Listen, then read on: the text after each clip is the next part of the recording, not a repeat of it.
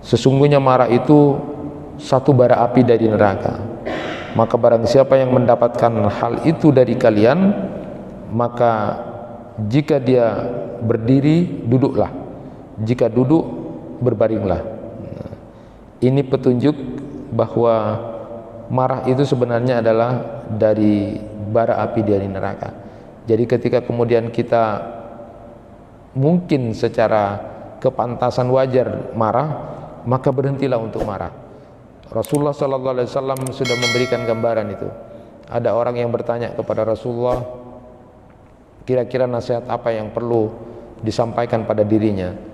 Karena dia tahu bahwa sahabat ini adalah orang yang temperamental, maka Rasulullah SAW pesan nasihatnya, la taghdab, jangan marah, jangan marah. Terus begitu 3 kali, jangan marah, jangan marah. Dan di riwayat lain disebutkan, la taghdab walakal jannah, jangan marah, kamu akan dapat surga. Ini mukmin yang kuat. Mukmin yang kuat itu bukan hanya karena fisiknya yang kuat, tetapi ketika dia wajar untuk marah, tapi dia kemudian bisa untuk menahan diri.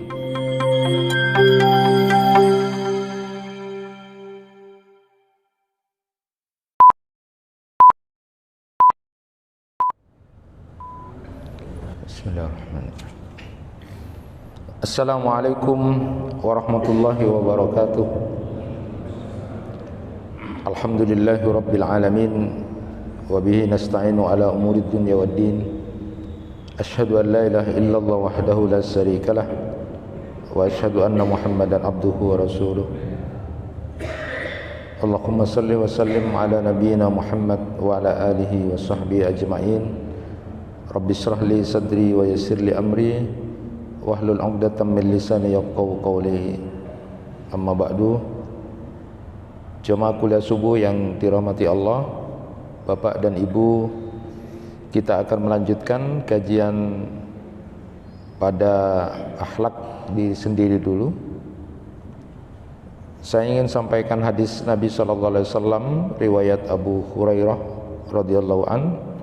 Nabi SAW bersabda, al-mu'minul qawiyyu khairun wa habbu ilallah minal mu'minid da'if wa fi kullin khairun ihris ala ma yanfa'uka wasta'in billah wa la ta'jaz wa in asabaka syai'un fala taqul law anna fa'altu kada lakana kada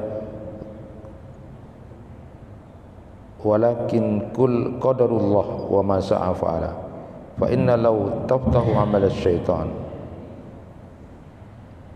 Rasulullah sallallahu alaihi wasallam bersabda, orang mukmin yang kuat itu lebih baik dan lebih dicintai oleh Allah daripada mukmin yang lemah. Namun masing-masing memiliki kebaikan. Bersemangatlah meraih apa yang bermanfaat bagimu. Mohonlah pertolongan kepada Allah dan jangan lemah. Jika ada satu musibah yang menimpamu, jangan mengatakan andai kata aku kemarin berbuat begini, tentulah yang terjadi begini-begini. Tetapi ucapkanlah qadarullah wa ma sa'a fa'ala. Ini takdir Allah, apapun yang Dia kehendaki tentulah Dia lakukan. Dan jangan kamu mengatakan andai kata, karena ucapan andai kata itu menjadi pintu perbuatan setan. Jemaah yang dirahmati Allah, pada kesempatan yang lalu sudah kita sampaikan tentang akhlak diri sendiri, bagaimana kita membangun kebaikan pada diri kita sendiri. Dan pada kesempatan ini kita sampaikan hadis Nabi SAW yang memberikan sebuah motivasi besar. Yang terpenting adalah bahwa Allah Subhanahu wa taala mencintai mukmin yang kuat daripada mukmin yang lemah. Secara umum hadis ini memberikan gambaran, pokoknya kita harus jadi mukmin yang kuat gitu. Kuat apa saja? Karena Allah lebih senang, lebih mencintai mukmin yang kuat daripada mukmin yang lemah. Syekh Abdurrahman As-Sa'di itu memberikan gambaran tentang mukmin yang kuat itu. Jadi apa saja yang harus dilakukan menjadi mukmin yang kuat itu, atau apa ciri mukmin yang kuat itu? Yang pertama beliau sebutkan adalah yang imannya selalu dijaga, imannya kuat dan selalu dijaga. Jadi kalau dalam keseharian itu ada komunitas yang ketika ditanya tiap pagi itu bukan ditanya gimana kabarmu hari ini, tapi yang ditanya gimana imanmu hari ini. Jadi imanmu hari ini gimana? Diingatkan, saling mengingatkan gimana imanmu hari ini. Karena kita tahu bahwa iman itu kan katanya fluktuatif ya, bertambah berkurang. Al-imanu yazidu bit-ta'ah wa yanqusu bil maksiyah. Iman itu bertambah dengan ketaatan dan kemudian berkurang dengan kemaksiatan. Maka setiap hari ketemu saudaranya tidak hanya ditanya kabarmu hari ini gimana, tentang sehat atau tidak, tapi jauh lebih penting ada kemudian teman-teman kita yang biasa berkumpul gimana imanmu hari ini. Jadi untuk diingatkan, karena mukmin yang kuat itu adalah ciri yang pertama adalah dia punya iman yang kuat dan bisa dijaga, dirawat. Nah, ada seorang mantan rektor universitas di Jawa Timur itu yang kemudian menulis tentang mengukur iman itu. Jadi secara keseharian dia dinilai berdasarkan ayat-ayat Al-Quran tentang iman, berdasarkan hadis-hadis tentang iman dikumpulkan. Jadi lalu kemudian dia mengumpulkan semuanya lalu menjadi indikator iman orang ini hari ini gimana. Mulai dari sholatnya, bagaimana berhadapan dengan tetangganya, bagaimana kemudian menjaga lisannya dan sebagainya, dia ukur. Dia mengatakan kalau tensi darah saja bisa diukur gitu. Kolesterol seseorang banyak yang takut sudah berapa gitu kan. Kenapa orang tidak sempat kemudian mengukur imannya? Kenapa imannya tidak bisa diukur atau kemudian dia entengkan? Maka setiap hari yang kemudian ditanyakan gimana imanmu hari ini? Dan pada saat menjelang petang atau pada saat perubahan itu katanya Ibnu Mas'ud radhiyallahu an itu orang mukmin itu kemudian berpikir dia akan menangis menyesal kalau hari itu tidak ada penambahan ketaatan kepada Allah. Hari itu dia tidak bisa mempertahankan iman. Itu yang dilakukan orang yang mukmin yang kuat itu. Jadi mukmin yang kuat itu yang pertama adalah dia harus terus berusaha untuk menjaga imannya. Ya. Jemaah yang dirahmati Allah. Kemudian yang kedua, Syekh Abdurrahman As-Sa'di itu menyatakan mukmin yang kuat itu adalah dinamis, ya, melakukan amal-amal soleh. Jadi dia punya semangat untuk melakukan varian-varian kebaikan dalam kehidupan kesehariannya. Teringat kita kepada riwayat ketika Rasulullah SAW bertanya kepada sahabat, dan sahabat Abu Bakar As-Siddiq lah yang menjawab, siapa yang hari ini puasa? Lalu Abu Bakar menjawab, saya ya Rasulullah. Siapa yang hari ini bersedekah? Saya ya Rasulullah. Siapa yang hari ini jenguk orang sakit? Saya ya Rasulullah. Siapa yang hari ini mengantar jenazah? Saya ya Rasulullah. Abu Bakar kemudian menjawab itu. Varian kebaikan yang dilakukan oleh Abu Bakar As-Siddiq ini mendapatkan penghargaan dari Rasulullah. Siapa yang kemudian ada pada pribadi seorang mukmin, hari itu dia melakukan hal-hal semacam itu, maka dia akan masuk surga dari pintu mana saja. Nah, orang yang punya menjadi mukmin yang kuat itu adalah dia punya varian-varian kebaikan yang luar biasa. Memang kita tidak disuruh beramal yang banyak, ya, tetapi berkualitas. Ya. Allah melihat amal yang terbaik. Tetapi orang yang punya kekuatan iman atau menjadi mukmin yang kuat, dia waktunya tidak ada yang kemudian tidak punya nilai atau tidak berharga. Dia selalu memanfaatkan waktunya sehingga kemudian varian-varian amal saleh yang dia lakukan sebisa mungkin.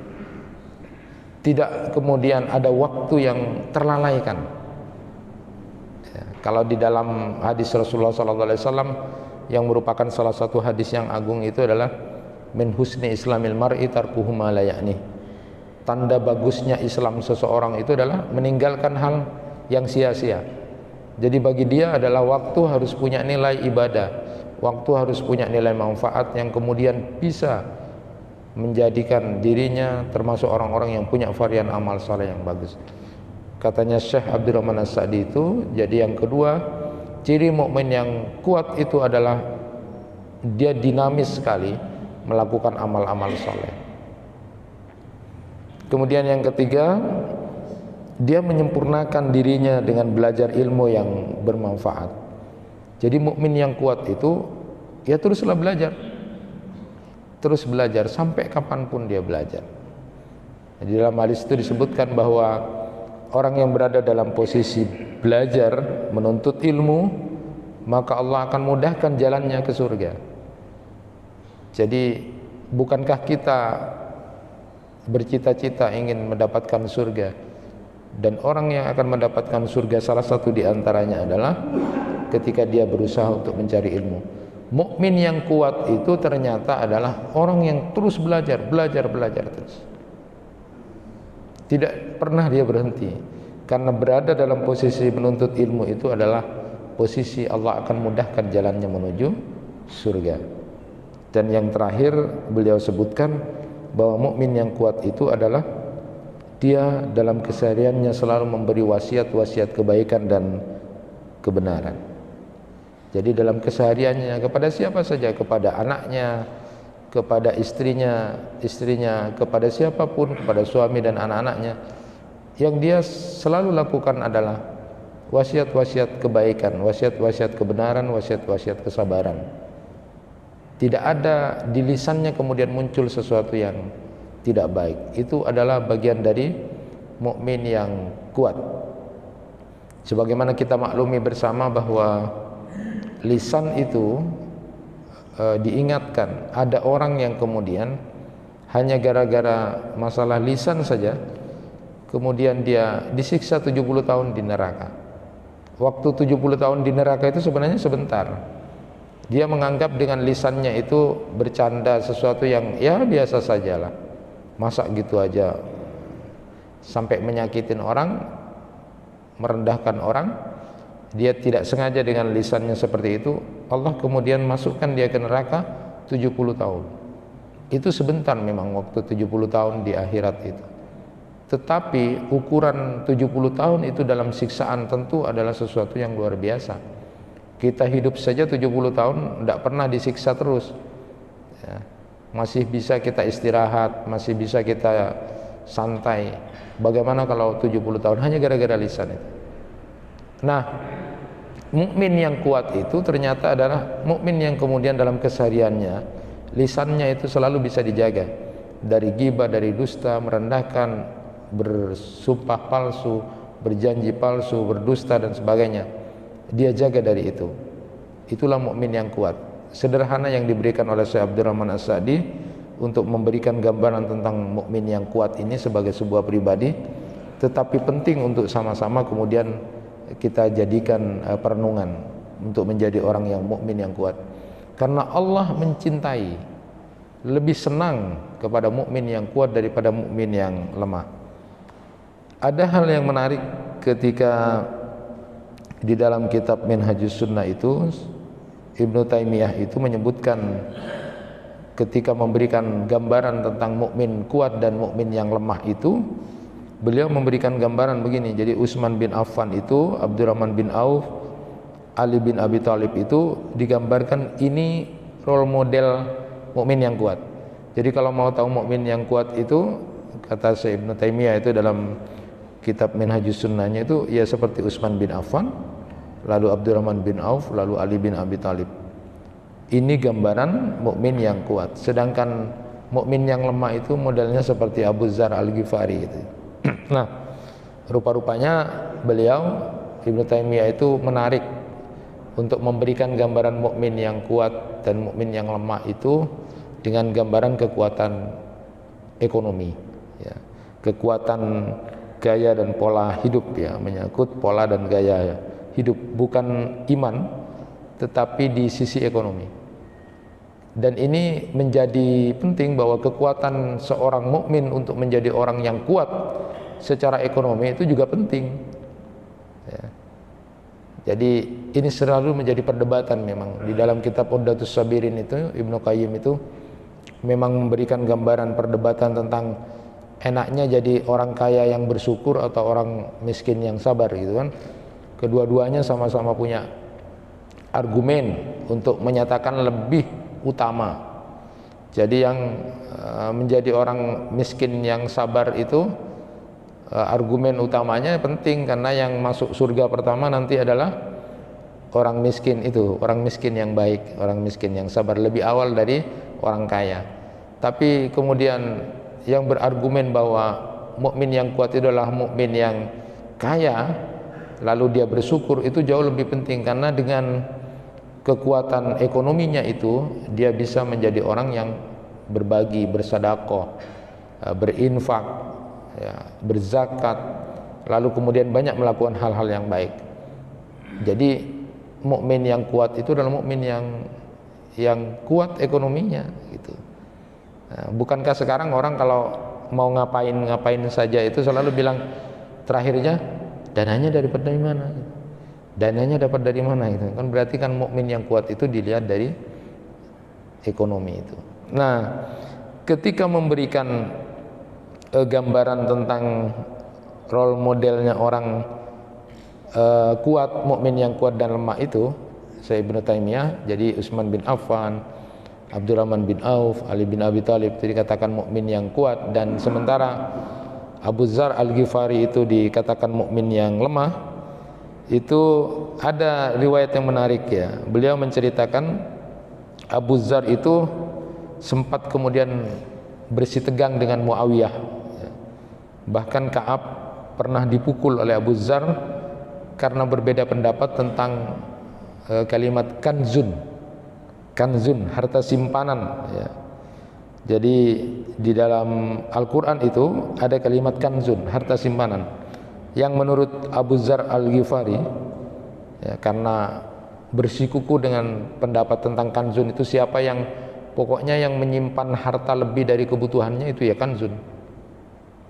Dia bersikukuh seperti itu sampai pernah memukul sahabat Ka'ab ya, dipukul gara-gara kemudian bersitegang dengan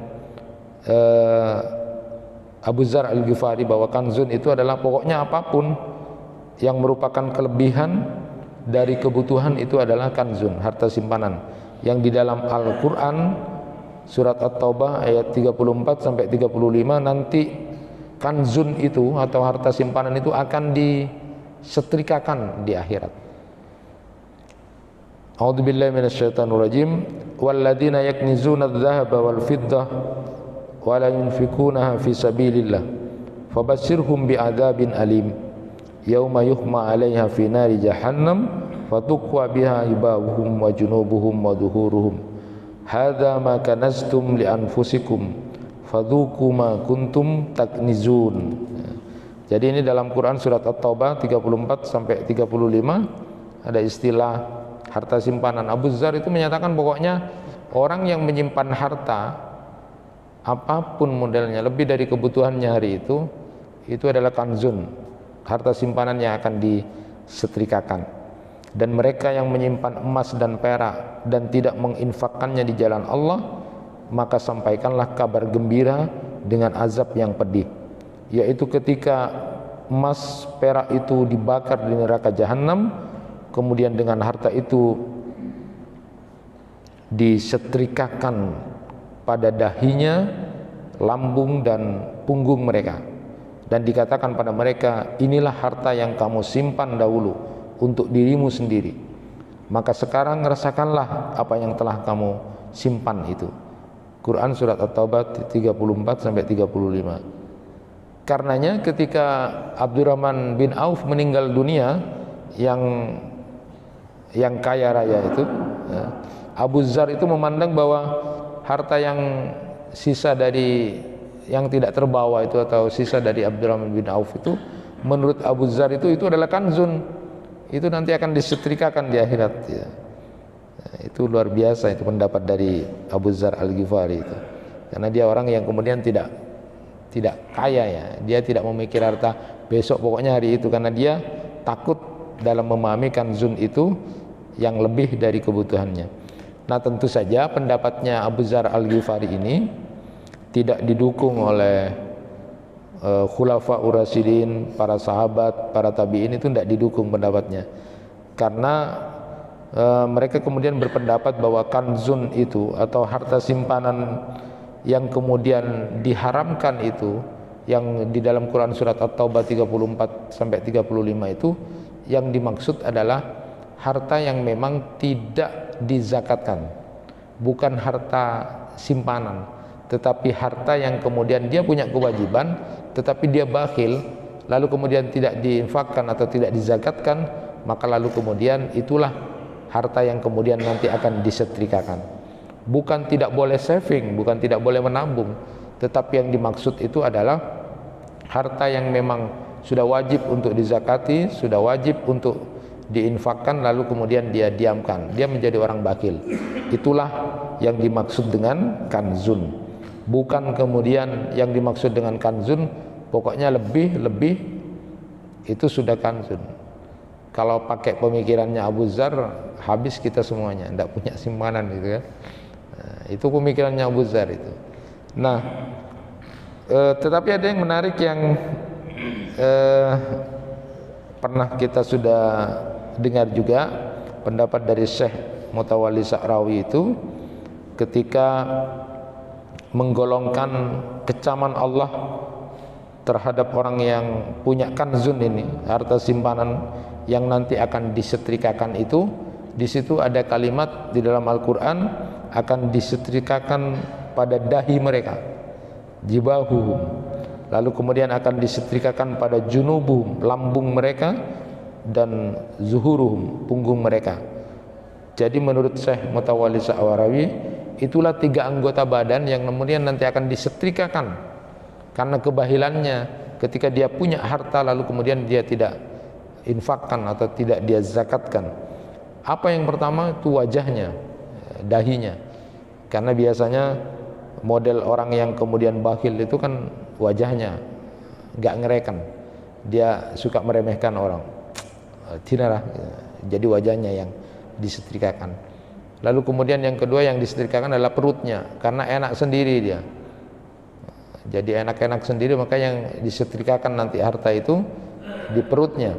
Lalu kemudian punggungnya menunjukkan bahwa dia tidak punya empati pada orang, dia sebenarnya punya, lalu kemudian gak ngereken orang, maka kemudian akan disetrikakan pada punggungnya. Itulah 3 anggota badan yang kemudian disebutkan nanti akan disetrikakan. Tetapi secara umum Syekh Ibnu Taimiyah melihat bahwa mukmin yang kuat itu adalah dilihat dari ekonomi, jadi dari sisi kekuatan harta, dan itu luar biasa.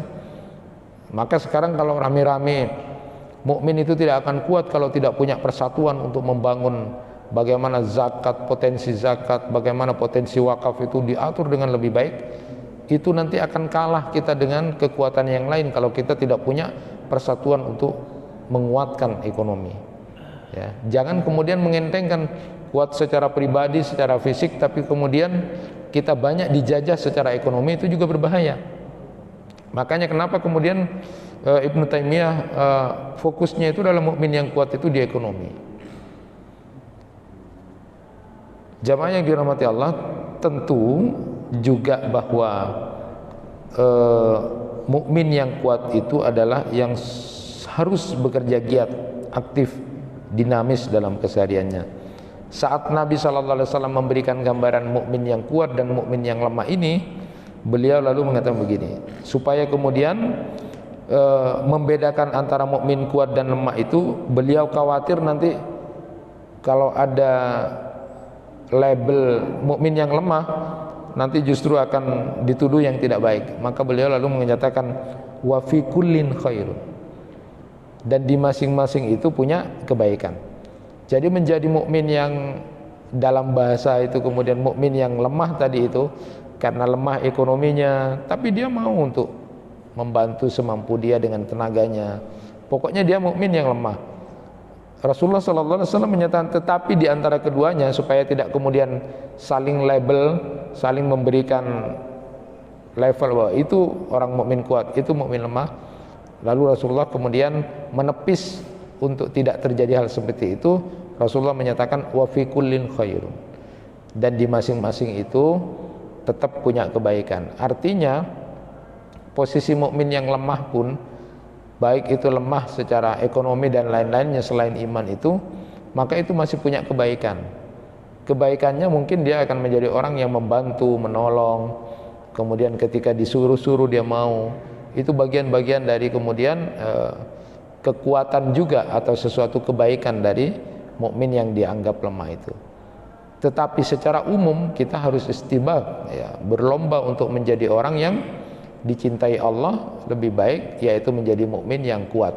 Kuat apa saja. Jemaah yang dirahmati Allah, kemudian Rasulullah melanjutkan pesannya, ihris ala ma yanfa'uka wasta'in billah. Berusahalah dengan keras, dengan antusias dalam mengerjakan apa saja yang bermanfaat. Mintalah tolong kepada Allah. Jadi di dalam hadis ini Allah Subhanahu wa taala kemudian menyuruh kita melalui pesan dari Nabi sallallahu alaihi wasallam, kita harus punya keinginan, kegigihan, kerja keras atau berjuang. Jadi menjadi mukmin yang kuat itu harus kerja keras, harus berjuang memang. Harus melawan nafsu. Untuk melakukan varian-varian kebaikan harus dilawan, untuk tidak kita menjadi orang yang kemudian lemah. Lakukan cara-cara sebab yang benar dalam bekerja, dan lalu kemudian baru memohon pertolongan kepada Allah. Jadi harus ada kesungguhan, harus ada kegigihan untuk menjadi mukmin yang kuat itu. Lakukan juga sebab-sebab untuk mendapatkan itu semua dengan cara-cara yang benar, sambil kemudian kita selalu minta tolong kepada Allah. Ini petunjuk dari Rasulullah sallallahu alaihi wasallam kepada kita bagaimana menjadi mukmin yang kuat itu. Nah, jamaah yang dirahmati Allah, secara umum di samping sudah saya sampaikan tadi apa yang disampaikan oleh Syekh Abdurrahman As-Sa'di tentang mukmin yang kuat itu adalah yang selalu menjaga iman, dirawat imannya, lalu terus melakukan varian-varian kebaikan, lalu terus dia belajar ilmu, lalu kesehariannya dia selalu diwarnai dengan wasiat-wasiat kebaikan, wasiat-wasiat kebenaran, wasiat-wasiat kesabaran. Juga menurut Syekh Ibnu Taimiyah itu adalah menguatkan ekonomi. Jadi kekuatan untuk bekerja keras untuk hal-hal yang bisa bermanfaat buat kita itu menjadi hal yang penting untuk kita lakukan. Secara pribadi juga ada psikologis yang penting untuk kita pahami bersama, yaitu menjadi mukmin yang kuat, yang di dalam hadis itu disebutkan laisas sadidu bis sur'ah innamas sadidul ladzi yamliku nafsahu indal ghadab. Bukan dikatakan seorang mukmin yang kuat itu dengan cara dia menjadi pegulat hebat, menjadi orang yang pinter karate gitu ya, pinter pencak silat. Bukan cuma itu orang mukmin yang kuat, tapi mukmin yang kuat itu adalah ketika dia bisa untuk marah, tapi lalu kemudian dia bisa untuk mengendalikan marahnya itu. Ini dalam hal akhlak pribadi atau hal pribadi untuk menjadi orang yang kuat itu. Kesempatan yang berbahagia ini saya sedikit menjelaskan tentang masalah marah ini, atau bagaimana kita menjadi mukmin yang kuat itu dengan jalan secara emosional juga kita harus punya kuat untuk bisa menahan diri. Di kitab Tanbihul Ghafilin itu Imam As-Samarkandi menyebutkan begini, innal ghadab hamra minan nar faman wajada dzalika minkum fa in kana qa'iman falyajlis wa in kana jalisan falyastaji. Sesungguhnya marah itu satu bara api dari neraka, maka barang siapa yang mendapatkan hal itu dari kalian, maka jika dia berdiri duduklah, jika duduk berbaringlah. Ini petunjuk bahwa marah itu sebenarnya adalah dari bara api dari neraka. Jadi ketika kemudian kita mungkin secara kepantasan wajar marah, maka berhentilah untuk marah. Rasulullah SAW sudah memberikan gambaran itu. Ada orang yang bertanya kepada Rasulullah, kira-kira nasihat apa yang perlu disampaikan pada dirinya, karena dia tahu bahwa sahabat ini adalah orang yang temperamental. Maka Rasulullah SAW pesan nasihatnya, la taghdab, jangan marah, jangan marah, terus begitu 3 kali, jangan marah, jangan marah. Dan di riwayat lain disebutkan, la taghdab walakal jannah, jangan marah, kamu akan dapat surga. Ini mukmin yang kuat. Mukmin yang kuat itu bukan hanya karena fisiknya yang kuat, tetapi ketika dia wajar untuk marah, tapi dia kemudian bisa untuk menahan diri. Nah, memang kata Ibnu Hajar Al-Asqalani dalam kitab Fathul Barinya, yang namanya marah itu adalah tabiat manusia. Sewaktu-waktu kita tidak senang, tidak suka dengan sesuatu lalu muncul emosi, itu adalah tabiat manusia. Yang terpenting kata beliau adalah bagaimana pada saat kita marah itu jangan sampai ada omongan atau perbuatan yang merusak. Itu aja sebenarnya. Kuncinya di situ saja. Ketika Ibnul Mubarak rahimahullah ditanya tentang akhlak yang baik dalam satu kata saja. Jadi akhlak yang baik itu apa sih? Satu kata saja. Lalu kemudian beliau menjawab, meninggalkan marah. Akhlak yang baik itu kan macam-macam. Tapi ketika coba gambarkan akhlak yang baik itu satu kata saja, tidak usah banyak-banyak. Meninggalkan marah. Jadi itu menurut Ibnu Mubarak. Kenapa kemudian marah itu begitu sangat diperhatikan atau dilarang untuk pribadi seorang mukmin itu? Karena dengan marah itu adalah membuka pintu kejelekan apapun. Orang biasanya kalau marah itu melaknat, merendahkan, mengungkap kebaikan-kebaikannya, lalu kemudian membuka aib-aib segala macam. Pokoknya luar biasa itu. Itu kalau orang marah. Jadi marah itu adalah awal pintu untuk kita membuka banyak kejelekan. Oleh karena itu mukmin yang kuat adalah mukmin yang ketika dia pantas untuk marah, tapi dia berusaha untuk menjaga. Wajar, pantas mungkin kita marah pada sesuatu yang kita tidak suka atau tidak kita senangi, tetapi yang dilarang di dalam agama yang nanti akan dapat surga itu adalah efek dari kemarahan kita. Jadi jangan sampai ada omongan atau perbuatan. Makanya perlu ada pendampingan. Orang yang lagi marah itu harus didampingi, diwasiati. Sudah istighfar, berhenti, sabar dan sebagainya. Itu perlu pendampingan. Karena orang yang kuat itu adalah orang yang ketika dia mampu dan pantas untuk marah, lalu kemudian dia bisa menahan dirinya. Di dalam hadis Rasulullah SAW disebutkan, man kadama ghaidan wa huwa qadirun ala ayun fidahu da Allahu azza wa jalla ara ru'usir khalaik yaumal qiyamah hatta yuhayyiruhu minal khuril ain ma syaa. Barang siapa yang menahan marah padahal dia mampu untuk melakukannya, maka pada hari kiamat Allah Subhanahu wa taala akan memanggilnya di hadapan seluruh makhluk, kemudian Allah menyuruhnya untuk memilih bidadari yang dia sukai. Hadis riwayat Ahmad. Jadi tapi tidak perlu dibayangkan engkau tak kira oleh bidadari lah engkau ya. Tidak usah membayang begitu, tetapi ini secara hadis Nabi SAW bahwa di samping dapat surga milih bidadari, tapi orang mukmin yang kuat secara pribadi itu adalah ketika dia memang pantas untuk marah, tapi dia bisa tahan. Apa yang ditahan? Yang ditahan adalah omongannya, perbuatannya, sehingga jangan sampai merusak. Dan teknis cara-caranya sudah disampaikan oleh Rasulullah SAW. Jadi baca ta'awud ketika marah, lalu kemudian bisa juga berwudu. Posisi kita juga harus dirubah dari berdiri menjadi duduk dan untuk melawan emosi kita. Jangan sampai kemudian keluar omongan atau perbuatan, karena di situ sudah ada surga. Ini kesempatan kamu dapat surga. Pantas kamu marah, pantas kamu kemudian untuk membalas apa yang dikatakan atau karena emosi kamu. Tetapi karena kamu memilih surga, kamu memilih, maka kemarahan kamu, ketidaksukaan kamu itu tidak sampai merusak dari omonganmu, kemudian dari perbuatanmu. Inilah yang kemudian menunjukkan bahwa mukmin yang kuat itu seperti itu. Di kitabnya Syekh Wail Al-Halwani itu di Minhajul Haya ini juga diperhatikan.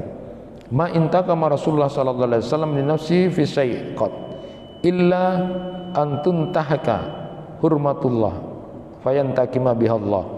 Rasulullah sallallahu alaihi wasallam itu tidak pernah marah untuk dirinya sendiri dalam perkara apapun kecuali kesucian Allah dilecehkan atau masalah agama, maka beliau akan marah karena Allah. Tetapi diingatkan oleh beliau secara emosional pribadi, lakin ihdar an taqdima ghaidaka adzan anil intiqam fayahtakina ghadbuka fayasiru hikdan walaysal mu'min bihukudi.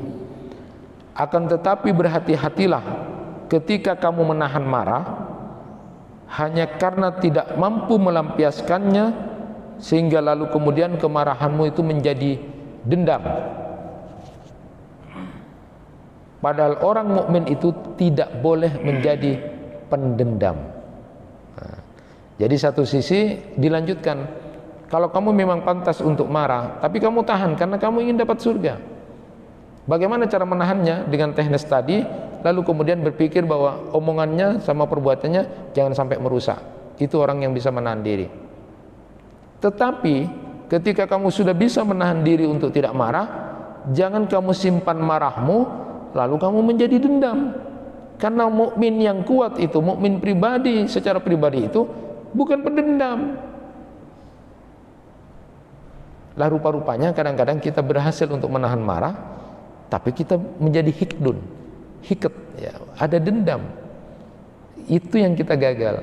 Padahal seorang mukmin yang kuat itu, mukmin yang benar secara pribadi itu tidak pendendam. Kita merasa sanggup untuk tidak marah saat itu, tapi justru kita mendendam. Itu juga sebuah kegagalan dalam emosional. Karena mukmin itu bukan pendendam. Nah, inilah yang kemudian menjadi perhatian kita secara pribadi. Untuk menjadi mukmin yang kuat adalah berusaha untuk melawan nafsunya, untuk kemudian sesuai dengan apa yang sudah digariskan oleh ajaran-ajaran agama kita. Secara pribadi inilah akhlak-akhlak yang harus kita bangun, yaitu menjadi mukmin yang kuat. Teruslah berusaha untuk menjadi mukmin yang kuat. Kita semua berusaha untuk menjadi mukmin yang kuat, karena mukmin yang kuat itu akan dicintai lebih baik di pandangan Allah Subhanahu wa taala. Dengan cara-cara menjaga iman, lakukan varian-varian kebaikan, lalu kemudian terus belajar ilmu, lalu setiap hari ada wasiat-wasiat kebaikan, kebenaran dan kesabaran, menguatkan juga untuk gigih mencari ekonomi buat kebangkitan keluarga kita dan kebangkitan Islam, untuk ditasarrufkan, dibagikan, disedekahkan dan dizakatkan. Dan secara pribadi, mukmin yang kuat itu adalah saat dia pantas untuk marah, dia marah, tidak senang, tetapi tidak sampai keluar ucapan-ucapan yang merendahkan, menyakitkan, dan kemudian merusak, apalagi merusak. Karena mukmin yang kuat itu bisa menjaga dan mengendalikan dirinya. Di bayangan dia ada surga, ada bidadari yang sudah digambarkan dalam hadis tadi. Suruh pilih, kalau mampu untuk tidak marah padahal dia pantas untuk marah. Tetapi bukan cuma di situ saja, saat dia sudah tidak marah, hatinya jangan sampai dendam atau kemudian berlanjut. Saat itu dia tidak marah, tapi disimpan marahnya dengan dendam, itu juga bukan ciri seorang mukmin yang baik atau bukan ciri seorang mukmin yang kuat. Jadilah mukmin yang kuat, yang punya kekuatan iman, diantaranya adalah kebersihan hati yang nanti akan menghadap Allah dalam surganya. Hanya orang-orang yang punya qalbin salim. Mudah-mudahan kita termasuk mukmin yang kuat, terus berusaha untuk menjadi orang yang dicintai oleh Allah Subhanahu wa taala. Subhanakallahumma wa bihamdika asyhadu an la ilaha illa anta astaghfiruka wa atubu ilaik. Kurang lebihnya mohon maaf. Assalamualaikum warahmatullahi wabarakatuh.